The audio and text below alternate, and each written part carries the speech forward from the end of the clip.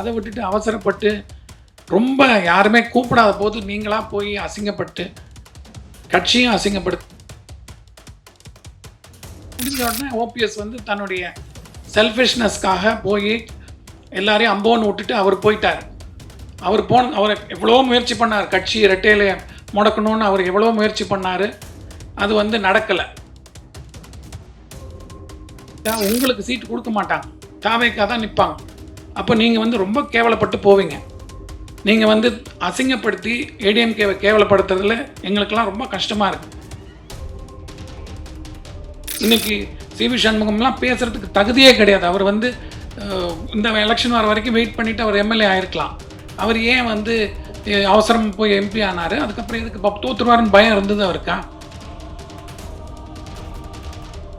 உங்ககிட்ட வந்து சந்திக்கிறதுக்கு காரணம் உங்களுக்கு என்னங்கிறது ஒரு வீடியோ போட்டேன். இது வந்து ஒரு பெரியவர் வந்து அவருடைய ஆதங்கத்தை சொல்லியிருக்காரு.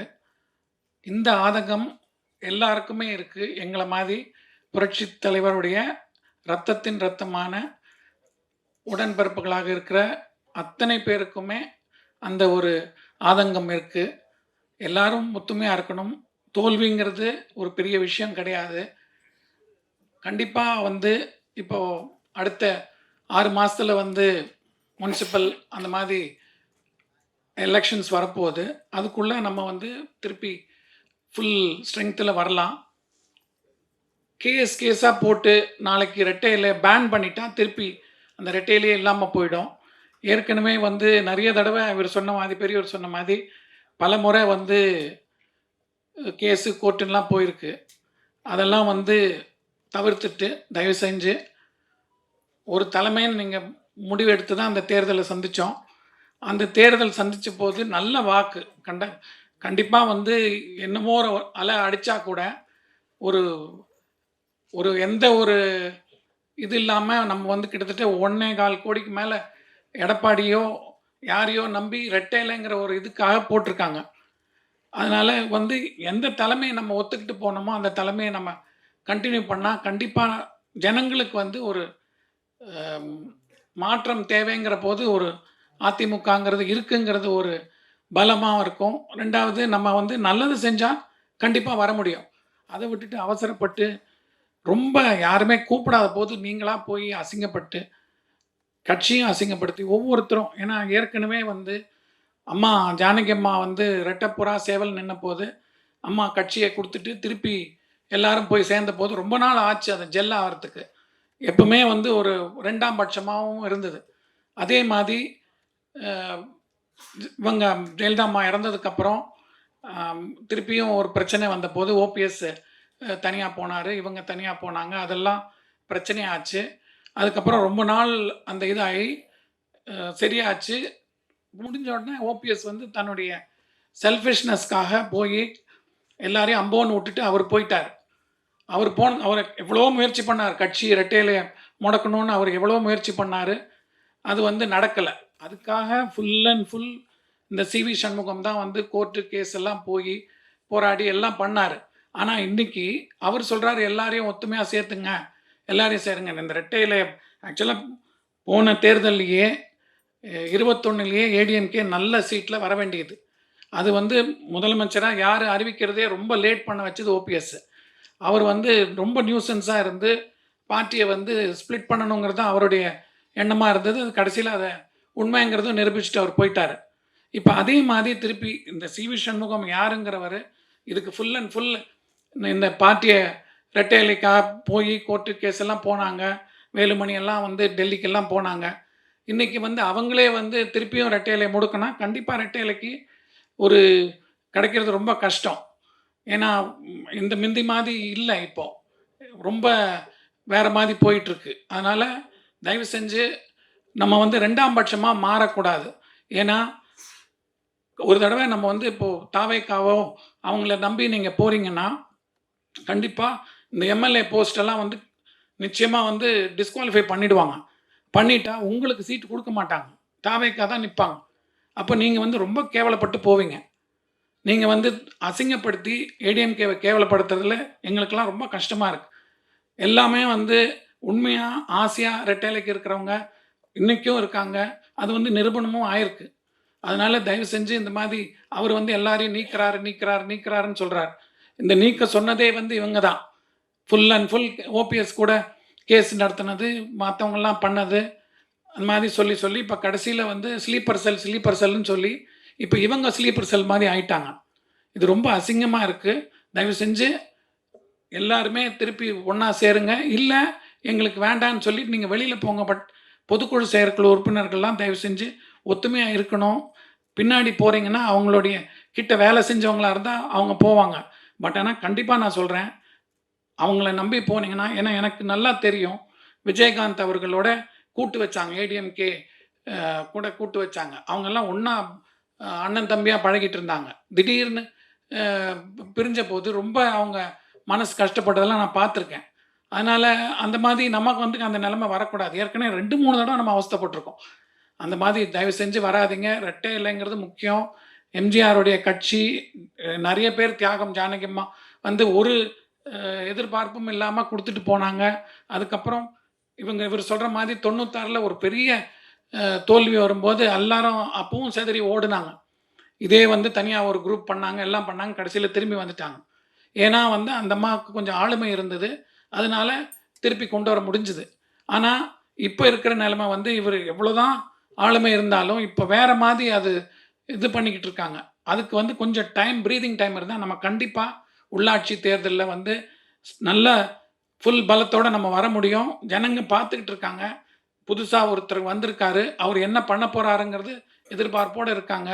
அதுல வந்து நல்லா பண்ணாங்கன்னா, அவங்களுக்கு இருந்துட்டு போட்டும். அதே அவங்க தவறு பண்ணும்போது, ஒரு மாற்றுன்னு வரும்போது, கண்டிப்பா ஏடிஎம்கேக்கு ஒரு நல்ல சான்ஸ் இருக்கு. அத தயவு செஞ்சு நீங்க மிஸ் பண்ணாதீங்க. மிஸ் பண்ணீங்கன்னா, once and for all ADMK முடிஞ்சு போயிடும். யாரோ அந்த கட்சி போடு, இந்த கட்சி போடுன்னு சொல்லிட்டு கடைசியில நம்ம குத்துற மாதிரி ஆயிடுச்சு. தயவு செஞ்சு அந்த மாதிரி வேலுமணியோ, இவரு சண்முகமோ பேசுறச்செல்லாம் வந்து எங்களுக்கு ரொம்ப கிட்டத்தட்ட அதாவது நத்தம் விஸ்வநாதன்லாம் வந்து இவரு சொல்ல அவரு பேசுறாரு. இவரு சட்டசபையில பின்னாடி ஓடி போய் டாக்டர் விஜயபாஸ்கர் போய் என்னமோ ஒண்ணும் தெரியாம அவர்ட்ட போய் கேட்டு வராரு. அந்த மாதிரியெல்லாம் நான் பார்த்ததே இல்ல சட்டசபையில வந்து ஒரு 20 வருஷம், 30 வருஷமா. முன்னாடி எப்படி நடந்தது எனக்கு தெரியாது. இந்த காலகட்டத்தில இந்த மாதிரிலாம் ஏடிஎம்கே காரங்க அப்படி பிஹேவ் பண்ணி நான் பார்த்ததே கிடையாது. தப்பா போகுது. ரொம்ப நல்லா இல்ல. நாங்கலாம் வந்து ரொம்ப வருத்தப்படுறோம். ரெட்டையில ஏடிஎம்கே நல்லா ஸ்ட்ராங்கா வரும்ன்ற நம்பிக்கை இருக்கு. அதோடைய பாசிட்டிவ்னஸ் தான் வந்துகிட்டு இருக்கு. அந்த சமயத்தில இவங்க வந்து தேவையில்லாம யாரோ புதுசா ஒரு இவங்க வந்தாங்க. அவங்க பின்னாடி இவங்கெல்லாம் கூட சேர்ந்துக்கிட்டு போறாங்க. நிச்சயமா வந்து அவங்களுக்கெல்லாம் எம்எல்ஏ போஸ்ட் போகும். போனா அவங்கள வந்து ரொம்ப கேவலமா நடத்துவாங்க. அவங்க கூட போறவங்க திருப்பி நாங்கலாம் வந்து ரொம்ப பார்த்துருக்கோம். திடீர்னு ஓபிஎஸ் கூட இன்னைக்கு விட்டுட்டு போனதுக்கப்புறம் அவங்கலாம் எம்ஜிஆர் பக்தர்கள்லாம் எவ்வளோ வருத்தப்படுறாங்க. இந்த மாதிரி எங்களுக்கு மரியாதையே இல்ல. நாங்க என்ன பண்றது? யார் கூட போறதுன்னு தெரியாம அவங்கலாம் சிதறுற மாதிரி போயிட்டு இருக்கிற போது கூட அவங்களுக்கு மனசு இல்லாம அப்படியே நிக்கிறாங்க. அந்த மாதிரி ஒரு உண்மையா இருக்கிறவங்கள தயவு செஞ்சு நீங்க விட்டு குடுக்காதீங்க. ப்ளீஸ். Thank you. இல்ல சார், எடப்பாடியே ம். எந்த இடத்துலயும் எம்ஜிஆர் பேரே சொல்ல மாட்டேங்கிறாரு. அவங்க எம்ஜிஆர் பக்தர்களை மதிக்கவே மாட்டேங்கிறாரு. அப்ப எம்ஜிஆர் பேரை சொன்னாதானே சார் அவருக்கு இன்னமும் ஒரு புகழ் அடையலாம். சார் அது வந்து நீங்க வந்து பேசி ஒருத்தர் அவங்களுடைய செல்ஃபிஷ்னஸ்க்காக சொல்றாங்களே தவிர, எம்ஜிஆர் பக்தர்கள் எல்லாம் ஒண்ணா தான் இருக்காங்க. அவங்க இருக்காங்க. ஆ. தொண்டன்லாம் அதிமுகவோட அப்படியே தான் இருக்கான். ம். ஆனா தலைவர் வந்து அவர் பேரை சொல்லி அவர் பேரை சொன்னாதானே சார் இன்னும் அதிகமாகும். சார் அவங்க முழுக்க எடப்பாடியார் வந்து ஜெயலலிதா அம்மாவுடைய இதில தான் வந்திருக்காரு. ஏன்னா, அவங்களுடைய ஆளுமைய தான் பார்த்துருக்காரு. அவங்க இது பண்ணி தான் பண்ணியிருக்காங்க. அவங்க எப்படி போர்ட்ரேட் பண்ணியிருக்காங்களோ, அந்த மாரி தான் இவரும் பண்றாரு. ஆனா எம்ஜிஆர வந்து அவரு மதிக்காம இல்ல. ஜானகி அம்மாவுக்கே 100ஆண்டு விழா வந்து ரொம்ப சிறப்பா எடுத்து பண்ணாங்க. அதனால அது மாரி மதிக்கலைங்கிறதுக்கு மீடியால வந்து எப்பவுமே ஒரு இது பண்ணும்போது, தன்னை வந்து அடுத்த லெவலுக்கு போர்ட்ரேட் பண்ணும்போது கொஞ்சம் இதா தான் இருக்குமே தவிர, பட் உண்மையிலேயே நல்ல பாசத்தோட தான் எங்கேயாவது ஒரு நல்ல நாள் பொழுதா இருந்தா அவங்கள போய் மீட் பண்றதுக்கோ, இல்ல அவங்க ஆசையா பேசுறதுக்கோ அவரு எம்ஜிஆர் மேல ஒரு மரியாதை வச்சு தான் இருக்காங்க. சரி சார், இதுக்கு பின்னாடி பிஜேபி இருக்குன்னு நினைக்கிறீங்களா? சார் இது வந்து நம்மளுக்குள்ள தான் குத்திக்கிறோமே தவிர, நீங்க இத்தனை வருஷமா இவங்க வேலுமணியோ, நத்தம் விஸ்வநாதனோ இவங்கெல்லாம் வந்து பெரிய அரசியல்ல இருக்காங்க. அவங்களுக்கு தான் மண்டையில மசாலா வேணுமே தவிர, இன்னொருத்தர் மேல நீங்க குறை சொல்றதுல ஒண்ணுமே கிடையாது. எடப்பாடி வந்து தேர்தல் அப்ப சாங் போடும்போது என்னையா அம்மா போடுறீங்க சார் சார் நீங்கள் சொல்கிறீங்க நீங்களே எம்ஜிஆர் ஃபேமிலியிலேருந்து வந்தீங்களா சார்? உங்களுக்கு இது வரைக்கும் ஒரு கட்சியில் அங்கீகாரமோ பதவி? சார் நாங்கள் யாரும் எதிர்பார்க்கல சார். ஆனா நாங்கள் நீங்க- சந்தோஷமாக எங்களை எங்கே போனாலும் அந்த இதுக்கு ஒரு மரியாதை கொடுத்து எங்களை ஆசையாக இது பண்ணுறாங்க. ரெட்டை இலை இருக்குது, கட்சி இருக்குது. நான்லாம் வந்து சின்ன வயசில் எங்கள் அப்பா வந்து அண்ணாடிஎம்கே ஆஃபீஸில் வந்து கல்யாண மண்டபம் வச்சுருந்தார், சத்யா கல்யாண மண்டபம்னு. அந்த கல்யாண மண்டபத்தில் ஓடி விளையாடினவன் தான். ஒவ்வொரு இதுவும் மீட்டிங் நடக்கும்போதெல்லாம் பார்த்தவன் தான். அதாவது இப்போது இப்போ எம்ம ஸ்பீக்கராக இருக்கார்ல ஜேசிடி பிரபாகரன், அவரெல்லாம் வந்து ஜானகிம்மா சாவர வரைக்கும் கரெக்டாக கேக்கெல்லாம் வந்து கொடுத்தாரு. அவர் முதல்ல நிற்கும்போது அவர் கால் ஃப்ராக்சர் ஆகி கீழ்பாக் ஹாஸ்பிட்டலில் இருந்தார். அப்போ அப்பா கூப்பிட்டு போய் இந்த பையன் நல்ல பையன், நல்லா வருவான், அவனை என்கரேஜ் பண்ணணும்ன்ட்டு அப்பா வந்து எக்ஸ்ட்ராவாக இப்போ தேர்தல் அப்பாவுக்கு வந்து ஒரு அண்ணா நகரில் வந்து ஹாண்டே நிற்கிறாங்க, இவர் வந்து வெள்ளிவாக்கத்தில் நிற்கிறாங்க. அப்போது இவருக்கு ஹாண்டேக்கு ஒர்க் பண்ணும்போது அவருக்கு எக்ஸ்ட்ரா ஒர்க் பண்ணுறதுக்கு அவருக்கும் அப்பா போய் எக்ஸ்ட்ராவாக பைசாலாம் கொடுத்து நல்லா பண்ணுங்க, கேம்பெயின் பண்ணுங்கன்னு சொல்லி அப்பா வந்து என்கரேஜ் பண்ணார். அந்த மாதிரி அதனால அவங்கெல்லாம் இன்னும் பழைய ஆளுங்கள்லாம் இதாக இருக்காங்க. ஏன்னா எம்ஜிஆர் பீரியட்லேயே வந்து 80ல் தோத்த போது மொடக்குறிச்சி சுப்பலக்ஷ்மி, நாஞ்சில் மனோகரன்லாம் வெளியில் போனாங்க. அந்த மாதிரி ஒவ்வொரு தடவையும் இதில் போவாங்க. ஏன்னா உங்களுக்கு தெரியும் விஸ்வநாதன், ஒரத்தநாடு அவரும் எல்லாருமே 4 பேர் இருந்தாங்க. அவங்க அப்புறம் வைகோ கிட்ட போனாங்க. அதெல்லாம் நடந்தது கட்சியில், அது மாதிரி நடக்கும். சார் நீங்கள் உங்கள் கட்சிக்காரங்க தான் சொல்லுதாங்க, சிவி சண்முகம், வேலுமணி சார்லாம். இது வந்து உடைக்கிறது வந்து ஆளுங்கட்சியா இல்லையா? அவங்க ஆசைவார்த்தை காமிக்காங்களா? வேறு ஏதாவது குதிரை பேரம்லாம் நடந்திருக்கா? உங்களுக்கு தெரிஞ்சிருக்குமா? அதை ஏன் நீங்கள் சொல்ல மாட்டேங்கிங்க? சார் உங்களுக்கு தான் தெரியும் என்ன நடக்குதுன்னு, மீடியாவுக்கு தான் தெரியும் குதிரை பேரத்தை பற்றிலாம். நாங்கள் வந்து பொதுவாக ஒரு நிகழ்வுகளை பார்க்குறோம், ஒரு சிலர்கிட்ட நாங்கள் என்னன்னு கேட்டு தெரிஞ்சுக்கிறோமே தவிர இந்த பேரம் பேசுகிறதெல்லாம் வந்து எங்களுக்கு தெரியாது. எங்களுக்கு தெரிஞ்சதெல்லாம் வந்து என்ன பண்ணுறாங்க கட்சியில் வந்து இவங்க எப்படி ரெட்டையில உடைக்கிறதுக்கு தெரிஞ்சே, அதாவது ஏற்கனவே இந்த மாதிரி நடந்து ரெட்டையில பேன் பண்ணி ஜானகிம்மா கொடுத்ததுக்கப்புறம் தான் வந்து இந்த ரெட்டையில வருது. அப்போ டிஎன் சேஷன் இருக்கார். நான் முதல் நாள் ஜானகிம்மாவுக்கு ஆதரவு கொடுக்குறதா பூட்டா சிங் கிட்ட போய் ஜானகிம்மா கேட்குறாங்க, ஆதரவு கொடுக்குறதாலாம் காங்கிரஸ் எல்லாம் சொல்லிட்டு மூப்பனார் ஐயா வந்து நம்ம தனியாக நிற்போங்கிற மாதிரி ஏதோ ஒரு ஐடியா கொடுக்க, இவங்க வந்து லாஸ்ட் மூமெண்ட்டில் ஒன்றுபட்ட அதிமுக ஆதரவு கொடுப்போன்னு சொல்லிட்டு இது பண்ணுறாங்க. அந்த சமயத்தில் ஆர்எம் வீரப்பன் அவர்கள் வந்து இவங்க கருணாநிதி அவர்களை போய் பார்க்குறாங்க. பார்க்கும்போது அவர் என்ன சொல்கிறார், நான் வந்து இந்த மாதிரி இது சப்போர்ட் பண்ண முடியாது, வேறு ஏதாவது பண்ணுவோன்னு சொல்லிட்டு அவங்க அப்ஸ்டெயின் பண்ணுறாங்க. அப்போது அந்த மெஜாரிட்டியில் ஜானகிம்மா ஃப்ளோரில் வின் பண்ணுறாங்க. வின் பண்ணிட்டு கூட இவங்க என்ன பண்ணாங்க, சட்ட ஒழுங்குன்னு சொல்லி காங்கிரஸ் வந்து நிறைய அது எல்லாம் எந்த இதாக இருந்தாலும் உங்களுக்கு நல்லா தெரியும். அப்போ யாரை பார்த்தாலும் டிஸ்மிஸ் பண்ணிவிட்டு அடிக்கடி எலெக்ஷன் வைப்பாங்க. பட் இப்போ வர ஃப்யூச்சரில் வாஜ்பாய் கவர்மெண்ட்டுக்கு அப்புறம் அந்த பாலிசிஸ் கூடாதுன்னு சொல்லி ரொம்ப நாள் வந்து என்ன பிரச்சனை இருந்தால் கூட அந்த 5 இயர்ஸ் டேர்ம்ஸை உள்ளே அலோவ் பண்ணுறாங்க, மீட் பண்ணுறாங்க. அதனால் பிரச்சனைகள் வந்து நம்மக்கிட்ட தான் இருக்கே தவிர மற்றவங்க கிட்ட இல்லை. சார் வணக்கம் சார். இப்போ எம்ஜிஆர் துவங்கிய கட்சி அதோடைய சின்னம் வந்து சிக்கலாயிடக்கூடாது அப்படிங்கிறதுல இவ்வளோ ஒரு ஆர்வமாக சொல்கிறீங்க. ஏன்னா அரசியலில் ஈடுபடாட்டி கூட ஒரு அக்கறையாக சொல்கிறீங்க. இப்போ இதே மாதிரி இன்னொரு முக்கியமான விஷயம் என்னென்னா, இந்த இந்தி திணிப்பு எதிர்ப்பு விஷயத்தில் எம்ஜிஆர் சிறைக்கே போயிருக்கிறார். அதை ஒரே நேரத்தில் அரசியல்லையும் சினிமாவிலையும் ஈடுபட்டார். ஆனால் எந்த ஒரு தகுதியுமே இல்லாமல் தன்னை எம்ஜிஆர்னு சொல்லிக்கிற ஆட்கள் இருக்காங்க. அதை நீங்கள் ஏன் இது வரைக்கும் கண்டிச்சதில்லை? அதை நியாயமாக கண்டிக்கணும். உங்களுக்கு ஒன்று தெரியுமா, எம்ஜிஆர் வந்து நீங்கள் இந்த படம் பாருங்க, நவரத்னம்னு ஒரு படம் பாருங்க, அதில் ஹிந்தி பாடலே அவர் பாடியிருக்கார், பாடி நடிச்சிருக்கார். அதனால வந்து ஒரு மொழி வந்து தெரிஞ்சுக்கிறது தப்பு கிடையாது. திணிப்பு சொல்கிறேன், திணிப்பு தமிழ்நாட்டில் வந்து அந்த திணிப்பு கிடையாது. ஏன்னா இவங்க வந்த போதே ஏடிஎம்கே ஆட்சி இருக்கும்போதே அது வந்து ஸ்ட்ரிக்டாக தான் ஃபாலோ பண்ணாங்க, திணிப்பு கொடுக்கல. அதனால் இவங்க அது வச்சு தான் அரசியல் இத்தனை வருஷம் நடத்திட்டு இருக்காங்க. அது வந்து இன்னைக்கு ஒரு பொருட்டே கிடையாது. இல்லை, என்னுடைய கேள்வி உங்களுக்கு சரியா கன்மையாகலன்னு நினைக்கிறேன். நான் கேட்ட கேள்வியுடைய அர்த்தம் என்னன்னா, எம்ஜிஆர் அரசியல் சினிமா ரெண்டுத்திலையும் ஒரே நேரத்தில் கோல வச்சினாரு. சினிமாலையும் தைரியமா தான் சார்ந்த கட்சியை வெளிப்படுத்தினாரு. போராட்டங்கள்லையும் வந்து ஒரு சில விஷயங்கள் ஈடுபட்டிருக்காரு. ஆனா எந்த தகுதியுமே இல்லாத சில பேர் தன்னை எம்ஜிஆரோட ஒப்பிட்டுக்கிறாங்க. அரசியலுக்குலாம் வந்து அடுத்த எம்ஜிஆர் நான்னு. அதை நீங்க ஏன் வந்து அதையும் நீங்க வந்து ஒரு இது கருத்தை தெரிவிச்சிருக்கணும்ல? இப்போ ஒருத்தர் சினிமாக்குள்ள வராங்கன்னா தன்னை வந்து ரஜினி, கமலா நினச்சிக்கிறவங்க எல்லாருமே. அது மாதிரி எம்ஜிஆருங்கிறது ஒரு பெரிய ஆளுமை. அதனால எல்லாருக்குமே தன்னை வந்து எம்ஜிஆரா நினைக்கணுங்கிறதா நீங்க பழைய விஷயங்கள் பார்த்துருக்கீங்க. ஏதாவது ஒரு தர்மம் பண்ணா கூட எம்ஜிஆர் வாழ்கன்னு தான் சொல்லுவாங்க. எம்ஜிஆர தான் மனசுல ஜனங்க இன்னும் நினைச்சிட்டு இருக்காங்க. அதனால யாரு எம்ஜிஆர பத்தி சொன்னாலும் அது எம்ஜிஆருக்கு தான் பெருமை.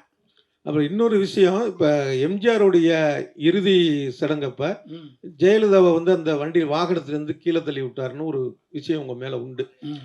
அது என்னன்னா, நீங்க நினைச்சது வந்து எம்ஜிஆருக்கு அப்புறம் ஜெயலலிதா வேண்டாம், வேற ஒருத்தர் வரணுங்கிறதோட ஒரு அர்த்தமா அதை வச்சுக்கலாம். ஆனால் சொல்லி முடிச்சுக்கிறேன்.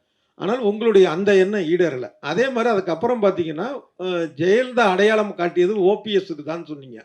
உங்களுடைய அந்த எண்ணமும் நிறைவேறல. அதாவது நீங்க ஒரு நோக்கத்துல சொல்லியிருக்கலாம். அதை நான் குறை சொல்லல. ஆனா தொடர்ந்து உங்களுடைய அந்த ஒரு எதிர்பார்ப்பு எல்லாமே அது எதிர்மறையா தான் நடந்துட்டு இருக்கு. இப்ப எடப்பாடி பழனிசாமி பக்கம் நிக்கணும், கட்சி ஒற்றுமையா இருக்கணுங்கிற அர்த்தத்துல சொல்றீங்க. இதுவாவது நடக்குங்கிற ஒரு எண்ணம் இருக்கா உங்களுக்கு? அதாவது நான் வந்து 1967ல பொறந்தேன். எனக்கு எம்ஜிஆர் இறந்து போகும்போது வயசு 20. அப்போ வந்து எங்களுக்கெல்லாம் வந்து அவர் கூட வாழ்ந்திருக்கோம். அவர் வந்து எங்கள ஒவ்வொரு நல்ல நாட்களும் எங்க ஃபங்ஷன் போனாலும் எங்கள கூட்டிட்டு போவாரு. எங்க மேல பாசமா இருந்தாரு. எதுவா இருந்தாலும் அவருக்கு தெரியாம எதுவுமே செய்ய மாட்டோம். அவருடைய ஆசையாவே இருப்போம். இது வந்து நீங்க அன்னைக்கு பிரச்சனை என்ன நடந்ததுன்னா, அந்த அம்மா வந்து நானே வந்து நக்கீரன் 2ண்ட் இஷ்யூல பாருங்க என்னோட பேட்டி இருக்கும். என்ன, நான் அது வந்து எனக்கும் அந்த அம்மாவுக்கும் அரசியலோ எதுவுமே கிடையாது. என்ன, ஒரு சாதாரண அந்த வீட்ல ஒரு குடும்பத்தில எங்க மாமா. அவரு வந்து இறந்து போறாரு. அவர வந்து ஒரு கௌரவமா பண்ற சமயத்தில, இவங்க ஏறி மிதிக்கும்போது, அத வந்து நாங்க சின்ன பையன் அப்போ நான். ஐ வாஸ் ஒன்லி 20 இயர்ஸ் நான். அப்போ என்னுடைய கோவத்த நான் வெளிப்பாடு காண்றேன். அதுக்கப்புறம் வந்து அந்த பிரச்சனை அதோட முடிஞ்சு போயிடுது. என்ன, அதுக்கு அவங்களும் பெரிய அந்த ஒரு ஒரு ஒரு 2, 3 வருஷம் அந்த ப்ராப்ளம் இருந்து, அதோட அவங்களும் மறந்துட்டாங்க. நான் இது பண்ணிட்டாங்க. ஜானகி அம்மா இறந்தபோது கூட முதல் ஆளா அவங்க தான் வந்தாங்க தோட்டத்துக்கு. வந்தபோது கூட நானும் அவங்களும் ஒண்ணா தான் நின்னுட்டு இருந்தோம். வந்து பார்த்துட்டு தான் போனாங்க. அதனால அவங்களுக்கும் எனக்கும் பிரச்சனையே கிடையாது. என்ன, அது வந்து சொல்லிட்டே வராங்க. அதே மாதிரி ஓபிஎஸ் வந்து எனக்கு வந்து அந்த சமயத்துல யாருமே தெரியாது. கட்சியில எடப்பாடிங்கிற ஒரு உருவமே எங்களுக்கு தெரியாது. என்ன, அப்போ இந்த ஓபிஎஸ் வந்து 2 தடவ, 3 தடவ அவங்க சான்ஸ் குடுத்துருக்காங்க. அதனால அவர் கன்டின்யூ ஆவட்டுமே, அவர் சிஎம்மா இருக்காரு. அப்படி கன்டின்யூ ஆவட்டுமேங்கிறது தான் ஆதரவு குடுத்தோம். அதுக்கப்புறம் அவருக்கே எதிர்ப்பா ஈரோடு தேர்தலெல்லாம் நானே பேசியிருக்கேன். இந்த மாதிரி கட்சிய உடைக்கிறவங்கலாம் எங்களுக்கு வேண்டான்னு தான் சொல்லியிருக்கோமே தவிர, நாங்க வந்து இவர் வரக்கூடாது, அவர் வரக்கூடாதுன்னு நாங்க நெனைக்கல. எங்களுக்கு வந்து ரெட்டை இலை இருக்கணும், கட்சி இருக்கணும், கட்சி ஒத்துமையா இருக்கணும். அந்த எம்ஜிஆருடைய ஃபோர்ஸஸ் வந்து இன்னும் ஆசையா இருக்காங்க. நல்லது செய்யுங்க, யார் வேணா வாங்க. அவ்வளோதான். சார், அரசியல்ல உங்க கருத்து சொன்னீங்க. சினிமாவ பொறுத்தவரைக்கும் உங்களோட அடுத்த கட்ட திட்டம் என்ன? நான் வந்து I am now going to be 59 years நடந்துட்டுருக்கு. ஏதாவது சான்ஸ் தானா வந்தா நானே பண்ணுவேனே தவிர, நான் வந்து முடிஞ்ச வரைக்கும் போறதில்ல. ஏன்னா எங்களுக்கு வந்து அந்த ஃபேமிலி பேக்ரவுண்ட்னா உங்களுக்கு சினிமா பத்தி தெரியும். போனோனே, "என்ன சார் ஏதாவது ஃபைனான்ஸ் பண்றீங்களா? படம் எடுக்கிறீங்களா?" ஃபர்ஸ்ட்டு போடும்போது நம்மள போட்டுருவாங்க. அதுக்கப்புறம் படம் வந்து பெரிய கம்பெனியா இருந்தா அது மூவ் ஆகும். நம்மள வந்து ரொம்ப நாளுக்கு அப்புறம் தேடி வரும்போது, சின்ன கம்பெனிஸ் வரும்போது, நம்மள ஃபைனான்ஸ் பண்றியான்னு சொல்லி ஃபோர்ஸ் பண்ணுவாங்க. அப்ப நமக்கே ஒரு அந்த பிரஷர் வரும். அதனால நானு வந்தா செய்வேன். இல்லன்னா நான் செய்ய மாட்டேன். எடப்பாடி பழனிசாமி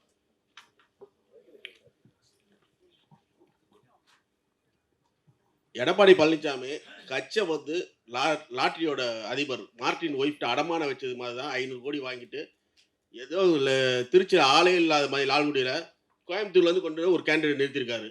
இது அவங்க கட்சியிலே பரவலாக பேசிகிட்டு இருக்காங்க. இப்போ இவ்வளோ பிரச்சனை கட்சியில் போய்கிட்டு இருக்கிறதுக்கு அந்த அம்மா தான் காரணன்றாங்க. எடப்பாடியை வீட்டுக்குள்ளே பார்த்துட்டு வந்துட்டு 10 நிமிஷம் வெளியில் வந்து நாங்கள் உடன்பாடாகட்டும் டிவிக்கு விஜய் கட்சி கூட சேர போகிறோன்னு அந்த அம்மா பேட்டியும் கொடுக்குது. ஏன் உள்ளேருந்து எடப்பாடி வந்து வேணான்னு சொல்ல வேண்டியதானே? யாரோ பேட்டி கொடுக்குறது ஏன் இப்படி கொடுக்குறீன்னு கேட்குறாரு. ஏன் இந்த அம்மா மட்டும் சொல்ல மாட்டாரு? வாங்கின காசு காண்டியா? நீங்க சொல்ற வந்து எல்லா கட்சியுமே தேர்தல் நிதி வாங்கியிருக்காங்க. அதனால இவங்க வாங்குனாங்க, அவங்க வாங்குனாங்கங்கிறது நீங்க சொன்னீங்கன்னா, அது சரியா வராது. ஏன்னா, மத்த கட்சியிலயும் இந்த ஃபேமிலி இருக்கு. அதனால எல்லா கட்சியிலயும் அவங்க இருக்காங்க. அதனால அதுக்கும் இதுக்கும் சம்மந்தமே கிடையாது. இது வந்து கட்சியை அவங்க உடைப்பாங்கங்கிறது தப்பு தான். அவங்க கொண்டு போய் உள்ளே விட்டது லாஸ்ட் மூமெண்ட்டில் கொடுத்தது தப்பு தான். அது வந்து வேலுமணி அவங்க தான் கூட்டு போய் விட்டாங்கங்கிறாங்க. அதனால தான் இன்னைக்கு நம்ம கஷ்டப்படுறோம். சரி, எடப்பாடி வந்து கட்சியில ரொம்ப நல்லவர், அவருக்கு கொடுக்கலாம்னு சொல்றீங்க. நல்லவர் இல்ல, நான் சொல்லலை, நல்லவர் நான் சொல்ல வரல. இல்ல, அவர் வந்து இந்த தேர்தலுக்கு அந்த முந்தின 4 தேர்தல்ல வருஷம் முதல்ல அவர் வரும்போது, அவர் ஆட்சியில் அமரும்போது அவர் மெஜாரிட்டியோட தான் இருந்தார். ஆனால் ஓபிஎஸ்ஸை வந்து மன்னிச்சு கூட சேர்த்துக்கிறார். சேர்த்துக்கும் போது அவர் வந்து துணை முதலமைச்சர் கட்சியில் ஈக்குவல் போஸ்ட் கொடுக்கும்போது எல்லா இதுவும் மூவ் ஆகும்போது ஒவ்வொரு தடையும் டிலே பண்ணுறதும் தனக்கு சாதகமாக வேணும்னு உங்களுக்கு நல்லா தெரியும். எம்பி பதவி சண்முகத்துக்கு கொடுத்தாங்க, முனுசாமி கொடுத்தாங்க. இவங்க 2 பேருமே வந்து வேஸ்ட் பண்ணிட்டு போயிட்டாங்க. இதுதான் எல்லாருடைய வருத்தமே. யாராவது ஒரு புது ஆளுக்கு கொடுத்துருக்கலாம், அவங்களாவது வந்திருப்பாங்க. கட்சியில் பாடுபடுறவங்களாம் இருக்காங்கன்னா அந்த மாதிரி சின்ன சின்ன கம்ப்ளைண்ட்ஸ் இருக்குது. இன்றைக்கி சிவி சண்முகம்லாம் பேசுகிறதுக்கு தகுதியே கிடையாது. அவர் வந்து இந்த எலெக்ஷன் வர வரைக்கும் வெயிட் பண்ணிவிட்டு அவர் எம்எல்ஏ ஆகிருக்கலாம். அவர் ஏன் வந்து அவசரம் போய் எம்பி ஆனார்? அதுக்கப்புறம் இதுக்கு தோற்றுருவாருன்னு பயம் இருந்தது அவருக்கா? போன தேர்தலுக்கு சாங் வந்து ஒன்று போட ரெடி பண்ணியிருந்தாங்க அதிமுகவில். அப்போ என்ன அம்மா அம்மான்னு போட்டுக்கிட்டீங்க, ஐயான் மாத்துங்கன்னு சொன்னது எடப்பாடியார்ன்றது எல்லாத்துக்கும் தெரிஞ்ச ஒரு விஷயம். அவர் வந்து ஒன்றும் அம்மா மேலேயோ கட்சி மேலேயோ ரொம்ப பிரியமா உள்ளவர்லாம் இல்லை. சார் அவருக்கு என்ன தேவைகளோ சார் இன்னைக்கு பதவிக்காக ஓடுறவங்க யாருமே கட்சி மேலே பிரியமா இல்லைங்கிறத நாங்கள் வருத்தமாக சொல்கிறோம். எடப்பாடி வந்து பண்ணலன்னு சொல்லாதீங்க. அவர் வந்து இன்னைக்கு ஓரளவுக்கு இந்த கட்டுக்கோப்பாக கொண்டு போனதும் இன்னைக்கு வந்து ஓரளவுக்கு இத்தனை பர்சன்டேஜ் நீங்கள் வந்து ரெட்டையிலைங்கிற ஓட்டாக இருந்தாலும் இவர் வந்து நிறைய அவருடைய 4 ஆண்டு கால ஆட்சியில் நிறைய செஞ்சுருக்காரு, சைலண்ட்டாக செஞ்சுருக்காரு. இவங்க வந்து என்னது மெடிக்கல் மதுரையில் வந்து இது கொண்டுறதா இருந்தது, எய்ம்ஸ் கொண்டுறதா இருந்தது. அதெல்லாம் வந்து இவங்க கொண்டு வந்துட போகிறாங்கன்னு செங்கலை தூக்கி சுற்றினாங்க. அதெல்லாம் விட இவர் எக்கச்சக்கமாக கவர்மெண்ட் ஹாஸ்பிட்டல்ஸு என்னென்னமோ பண்ணார், ரிசர்வேஷன்ஸ் கொடுத்தாரு. அதனால கவர்மெண்ட் ஸ்கூல்ஸில் மெடிக்கல் இதெல்லாம் வராங்க. அதெல்லாம் பார்த்துட்டு நாங்கள் அவரே கண்டினியூ பண்ணால் கொஞ்சம் ஸ்ட்ராங்காக இருக்கும். ஏன்னா உங்களுக்கு பழைய இதில் வந்து அமாவாசை பௌர்ணமி ஆனால் மந்திரி பதவியெல்லாம் போய்கிட்டு இருந்தது. அதெல்லாம் இல்லாமல் ஓரளவுக்கு ஸ்ட்ராங்காக கொண்டு போகிறது ஒரு பெரிய விஷயம். அதெல்லாம் அவர் பண்ணனால நம்ம எனக்கு தனிப்பட்ட முறையில் எடப்பாடிங்கிற ஒரு முதலமைச்சர் ஆனதுக்கப்புறம் தான் தெரியும். எடப்பாடிங்கிறது யாருமே தெரியாது. அதுக்கப்புறமும் எடப்பாடிக்கிட்ட நான் வந்து ஒரு 2 தடவை 3 தடவை ஏதாவது வீட்டு ஃபங்க்ஷனாக இருந்தால் இன்விடேஷன் கொடுக்க போயிருப்பேன், இல்லை நியூ இயர்க்கு ஒரு தடவை போயிருக்கேன், அவ்வளோதான். அதுக்கப்புறம் அவருக்கும் எனக்கு சம்மந்தமே கிடையாது. எதுக்காக சொல்கிறேன்னா ஒரு கட்சியை காப்பாற்றிட்டு போகிறாங்க. ஒவ்வொரு தடவையும் ஒவ்வொருத்தருக்கும் ஒரு செல்ஃபிஷ்னஸ் இருக்கும். அதனால தப்பாக சொல்லுவாங்களே தவிர ஒரு தலைமைன்னு நம்ம ஏற்றுக்கிட்டோம், அது கண்டினியூ ஆகணும். அதுக்கப்புறமா நீங்கள் முடிவு பண்ணுங்கள். இப்போ நம்ம வந்து அடுத்த தேர்தலோ வரும்போதோ நம்ம கட்சியை இருக்குன்னு நிரூபிக்கணும். அதனால தான் நாங்கள் சப்போர்ட் பண்ணுறோமே தவிர இவர் நல்லவர் அவர் நல்லவர் நான் சொல்ல வரல. கண்டினியூவான ஓகே. வெளியில் போகிறவங்கள என்ன பிரச்சனை, வா உள்ளே இருன்னு சொல்றதை விட்டு போறையா கிளம்பு அப்படின்னா அது சிவி சண்முகம் சொல்கிறாரு. அந்த சிவி சண்முகம் தான் நிறைய பேர் விரட்டினாரு. நீங்களே பார்த்துருப்பீங்க. ஓபிஎஸ்க்கு எதிராக பொதுக்குழு கூட்டு நடத்துகிற போது முனுசாமி வந்து ஆதரவு கொடுத்து உட்கார்ந்துருக்காரு. அவரை மேடையிலே அசிங்கப்படுத்தினார் அந்த சிவி சண்முகம். அவரை அடிக்கிற மாதிரிலாம் போய் பேசினார். நேத்திக்கு சசிகலா சொல்றாங்க இனிமே கட்சி ஒன்னாயிரம், எல்லாத்தையும் ஒன்று சேர்ப்போம். யாரு? சசிகலா நேத்திக்கு பிரஸ் மீட் வச்சிருக்காங்க. சசிகலாங்கிறவங்க முதல்ல இத்தனை பேர் எலெக்ஷன்ல எதிர்த்தா அதிமுகவுக்கு எதிர்த்து நிற்க வச்சதே அவங்க தப்பு. அவங்க உண்மையான எம்ஜிஆர் மேலேயோ கட்சி மேலேயோ பாசமே கிடையாது அவங்களுக்கு. ஒரு அறிக்கை விட்டுருக்கலாமே நேற்று உடனே நீங்க. அதுதான் நான் சொல்ல வரேன் இன்னைக்கு. அதனால தான் நான் வரேன். நேற்றுக்கே நான் கேட்டேன், இன்னைக்கு தான் அரேஞ்ச் பண்ணாங்க, அதனால இன்னைக்கு பேசுகிறேன். சசிகலா ஒரு பொம்பளையே அந்த கட்சியை வந்து நாங்கள் அழிக்கணும்னு தான் நினைக்கிறாங்களே தவிர செல்ஃபிஷ், அவங்க ரொம்ப செல்ஃபிஷ். சார் நீங்கள் சொல்கிறீங்க இப்போ இவர் சிவி சண்முகமும் வேலுமணியும் வந்து பார்த்தீங்கன்னா கட்சிக்கு உண்மையாக இல்லை அப்படின்றீங்க சார். கட்சிக்கு இல்லை சார், அவங்க ஒரு குற்றச்சாட்டு ஒன்று வச்சிருக்காங்க ப்ரெஸ் மீட்டில். என்னன்னா எடப்பாடி அவர்கள் தான் வந்து பார்த்தீங்கன்னா டிஎம்கேயோட அண்டர் டீலிங் பண்ணி அந்த எலெக்ஷன் ரிசல்ட் அப்போ வந்து எங்கள்கிட்ட பேசினாரு, அதனால தான் நாங்கள் இந்த எதிர்ப்பு தெரிவிக்கிறோம் அப்படின்னு சொல்லிட்டு ஒரு குற்றச்சாட்டு வச்சிருக்காங்க. இதுக்கு உங்களோட பதில் என்ன? யார் டிஎம்கேயோட அண்டர் டீலிங் வச்சிருக்காங்க? சார் அவர் முதல்ல ஆதரவு கொடுக்க போகிறதுக்கு முன்னாடி, சட்டசபையில் போய் ஆதரவு கொடுக்கறதுக்கு முன்னாடி இந்த மாதிரி பேசியிருந்தா ஏதாவது ஒரு விஷயம் இருக்கான்னு நம்ம நினைக்கலாம். நீ நேராக ஓடி போய் சட்டசபையில் போய் அவருக்கு பொன்னாடை போத்துறதும் அவருக்கு வீட்டுக்கு வந்து அவர் உங்களை பார்க்குறதும் இது பண்ணிட்டு இருந்தா அப்போ வந்து நீ சொல்கிறதெல்லாம் என்ன? அப்போ நீ வந்து உன்னுடைய இதை செல்ஃப் டிஃபெண்ட் பண்ணுற என்ன? அதனால் அவர் முதல்ல அதை சொல்லிவிட்டு அப்புறமா போய் ஆதரவு கொடுத்துருக்கணுமே தவிர நேராக போய் அவர் வீட்டில் இவர் போகிறாரு, இவங்க சொல்கிற மாதிரி என்னென்னமோ போகுது, அதுக்கப்புறம் இவர் போய் பொன்னாடை போத்துறாரு. அதுக்கு பண்ணுறதுக்கு அவர் சொல்கிறதுல என்ன டிஃபென்ஸ் இருக்குது? அது இல்லாமல் அவங்க சொல்கிறாங்க அவருக்கு பவர் இல்லை, இவருக்கு பவர் இல்லை, பழைய டேட் போட்டு கையெழுத்து போட்டு இவங்க பேசிக்கிட்டு இருக்காங்க. சார், இப்போ இத்தனை பேர் பிரிஞ்சு போனாங்கல்ல, இப்ப ஏடிஎம்கேலேருந்து போனாங்க இல்லையா? ம். அவங்க ஒருத்தர கூட நீங்க பார்த்தோ, இல்ல வேற விதமாவோ அ பேசவே இல்லையா? இப்ப நீங்க இவ்ளோ விஷயம் பேசுறீங்கல்ல, அத நீங்க ஒருத்தர கூட ட்ரை பண்ணி பார்த்து பேசவோ, சொல்லவோ சார் ட்ரை பண்ணலையா? எனக்கு வந்து பழைய முத்துசாமி ஐயா இருக்காங்க, ஜெயஸ்ரீ பிரபாகரன் சார் இருக்காங்க, அதுக்கப்புறம் ஓபிஎஸ் கிட்டயே நிறைய தடவை பேசியிருக்கேன் நான். எல்லார்கிட்டயும் நம்ம வந்து அரசியல் வந்து அவங்ககிட்ட பேசும்போது அவங்களுடைய நிலைப்பாடை சொல்லுவாங்க. அது நமக்கு ஒத்து வராத போது நம்ம அவங்ககிட்ட போய் அதை வற்புறுத்த முடியாது. அப்ப ஏன் இப்ப இப்ப இப்ப இப்ப அதே விஷயம் தானே இப்ப எங்ககிட்ட நீங்க இத வந்து பிரஸ்ல சொல்லும்போதும் அதே விஷயம் தானே? அதே விஷயம்தான். பட் ஆ. இப்ப இருக்கிற சிச்சுவேஷன் வந்து ரெட்டையிலேயே முடக்கணுங்கிற லெவலுக்கு அவங்க பிஹேவ் பண்ணிட்டு இருக்கிறது தான் எங்களுக்கு கஷ்டமா இருக்கு. அப்ப இது நீங்க நீங்க கட்சிய விட்டு போங்க. ஓகே. நீங்க தயவு செஞ்சு நீங்க கட்சிய விட்டு போங்க. உங்களுக்கு உங்களால போய் ஓட்டு கேட்க முடியும், ஜெயிக்க முடியும்னா போங்க. ஏன்னா உங்களோட எம்எல்ஏ போஸ்ட் போயிடுச்சுன்னா, நீங்க உங்கள யாருமே திரும்பி பார்க்க மாட்டாங்க. நாளைக்கு நீங்க தோத்தீங்கன்னா, அவங்க ஜெயிச்சுட்டு போறாங்க. அவங்க கன்டின்யூ பண்ண போறாங்க. நீங்க வந்து ரோட்ல விட போடுவீங்க. அந்த மாரி நெறைய நடந்திருக்கு. அதனால அவங்களுடைய தப்பு அவங்களே தான் உணரணும். இது வந்து பொதுப்படையா அந்த பொதுக்குழு உறுப்பினர்கள், செயற்குழு உறுப்பினர்கள வந்து கன்ஃப்யூஸ் ஆகி அங்கேயும் இங்கேயும் போயிடக்கூடாதுங்கிறனால, ரெட்டையில பேண்ட் ஆயிடுச்சுன்னா, உங்களுக்கு அந்த பொதுக்குழுங்கிறதே மரியாதை இல்லாம போயிடும். அத வந்து கெடுத்துக்காதீங்க. இன்னைக்கு நம்ம ஸ்ட்ராங்கா இருக்கணும். யார் போறாங்கன்னு நெனைக்கிறாங்களோ, அவங்க ரிசைன் பண்ணிட்டு போங்க. நீங்க வெளியில போயிடுங்க. உங்களுக்கு உங்களோட அந்த ஆதரவு வந்து இபிஎஸ்க்கா இல்ல வெளியில போனவங்களா? எனக்கு வந்து ரெட்டை இலை நிக்கணும், கட்சி இருக்கணும். இன்னைக்கு யாரு பொதுக்குழுல அது பொதுச் செயலாளரா நீங்க எல்லாம் சேர்ந்து யாரு? தங்கமணி, அ இவரு வெளிய போனவங்க எல்லாரும். வெளிய போனாங்கன்னா, எலக்ஷனுக்கு முன்னாடி என்ன இருந்தது? யாரு வந்து கையெழுத்து போட்டாங்க உனக்கு எம்எல்ஏ சீட்டுக்கு? ம். கேண்டிடேட்டா நிக்கிறதுக்கு. அந்த இது நம்ம அடுத்த ஒரு 6 மாசத்துக்கு நம்ம என்ன நடக்குது? இப்போ ரூலிங் பார்ட்டி என்ன பண்ண போறாங்கங்கிறத பார்க்குற வரைக்குமாவது நம்ம ஒத்துமையா இருக்கணும். உங்களோட கான்டாக்ட் பெர்சன் ஒருத்தவங்க யாராவது இருக்காங்களா அங்க?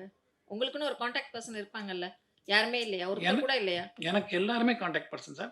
எல்லா கட்சியிலும் நீங்க எல்லாருமே அப்ப இருக்காங்க. நேர்ல பார்த்து ஒரு விஷயத்த கன்வே பண்ண முடியாத விஷயத்த இப்ப பிரஸ்ல சொல்லி பொதுப்படையா ஒரு விஷயத்த சார், சொல்லி இது என்ன நான் என்ன சொல்றது வந்து மாற்றம் வரும்னு நீங்க எதிர்பார்க்கறீங்க? எனக்கு வந்து எல்லாமே எம்ஜிஆருடைய பக்தர்கள்லாம் வந்து கட்சி ஒத்துமையா இருக்கணும்னு விரும்புறாங்க. பொதுக்குழு, செயற்குழு உறுப்பினர்கள் வந்து யார பொதுச் செயலாளரா இப்ப தேர்ந்தெடுத்திருக்காங்களோ, அவங்களுக்கு கூட இருக்கணும். இல்லன்னா நம்ம கட்சி இனிமே once and for all finish வரதுக்கு சான்ஸே கிடையாது. இத வந்து அவங்க தப்பு பண்ணாங்கன்னா, நீங்க முடிஞ்சு போச்சு. அப்ப நீங்க போறது வந்து ஏதோ அ அந்த 5 நிமிஷம் உங்களுக்கு கிடைக்கிற சுகத்துக்காக போறீங்கங்கிற மாரி தான். அதுக்கப்புறம் பின்னாடி லைஃப் லாங் அந்த ஏடிஎம்கேங்கிறதே உங்களால தான் டிஸ்ட்ராய் ஆயிடுச்சுங்கிற சாபம், வரமும் அது பண்ணாதீங்க. வேண்டாம். இத்தன வருஷம் இல்லாம இப்ப திடீர்னு நீங்க இந்த மாரி வந்து சார் இன்னைக்கு தான் தேர்தல் முடிஞ்சது. இப்ப தான் அந்த பிரச்சனை வருது. பிரச்சனை வரும்போது தான் நாங்க பேச முடியும். வணக்கம் சார். இப்ப அந்த வாக்கெடுப்பு இல்ல, வாக்கு எண்ணிக்கை நடந்துட்டு இருந்த நேரத்துல, இப்ப தாவேக்கு கொஞ்சம் கூடுதல் இடம் வர்ற நேரத்துல முதலா சொன்னேன் டிவியில வந்து, ஒருவேளை வந்து அதிமுக சார்புல எடப்பாடியும், பாமகவும் அதிமுக, பாமக கூட்டணி ஆட்சி அமைச்சு, திமுக வந்து வெளியிலேருந்து ஆதரவு தர்றதுக்கு கூட ஒரு வாய்ப்பு வரலாம்னு. அதுக்கப்புறம் சில தொலைக்காட்சிகளும் இதை சொன்னேன். ஆனா அதற்கான முயற்சிகள்லாம் நடந்ததா ஒரு பேச்சு இப்ப இருக்கு. அது சிவி சண்முகம் கூட சொல்லியிருக்கிறாரு. அப்படி நடந்திருந்தால் நீங்க ஆதரிச்சிருப்பீங்களா? திமுக ஆதரவோடு அதிமுக அரசு அமைகிற மாதிரியானது நடந்திருந்தால் நீங்க அதை ஆதரிச்சிருப்பீங்களா? அதிமுகங்கிறது வந்து நான் சின்ன வயசுல இருந்தே வந்து எங்களுக்கு கருணாநிதி அப்படிங்கிற ஒரு பிம்பம் வந்து பிடிக்கவே பிடிக்காது. என்ன எங்க அப்பாவெல்லாம் அவர் ரொம்ப ஆசையா எந்த காலத்துலயுமே எங்க அப்பா பேர் சொல்லி கூப்பிடுவார். மணின்னு சொல்லுவாரு. அவரு ஜானகி அம்மா இறந்ததுக்கு அப்புறம் அவர் முதலமைச்சர் ஆகும்போது எங்க அப்பாவ எல்லா ஃபங்ஷனுக்கும் கூப்பிடுவாரு. எங்க அப்பா மேல பாசமா இருப்பாரு. எல்லாமே இருக்கும். இருந்தா கூட நான் வந்து எங்களுக்கு சின்ன வயசுலேருந்தே எங்களுக்கு ஒரு இது என்னன்னா, இதுதான் அப்படிங்கிற மனசுல இருப்போம். கண்டிப்பா வந்து அவங்க கிட்ட எல்லார்கிட்டயும் எனக்கு ஃப்ரெண்ட்ஷிப் இருக்கு. எல்லாருமே என்கிட்ட ஆசையா பேசுவாங்க. நானும் எல்லார்கிட்டயும் பேசுவேன். பட் ஆனா கடைசியில போய் நிக்கிறது வந்து ரெட்டை இலைக்கு தான். இப்ப எம்ஜிஆர் இருந்தப்ப இருந்த அதிமுக இப்ப இல்ல. கருணாநிதி இருந்தப்ப இருந்த திமுக இப்ப இல்ல. அடுத்தடுத்த மனிதர்கள் வந்துட்டாங்க. சின்னம், கட்சி இதெல்லாம் தாண்டி வர. அப்ப இன்னும் அந்த மாதிரியான ஒரு முரண்பாடு இல்ல ஒரு பகை உணர்வு தேவையா?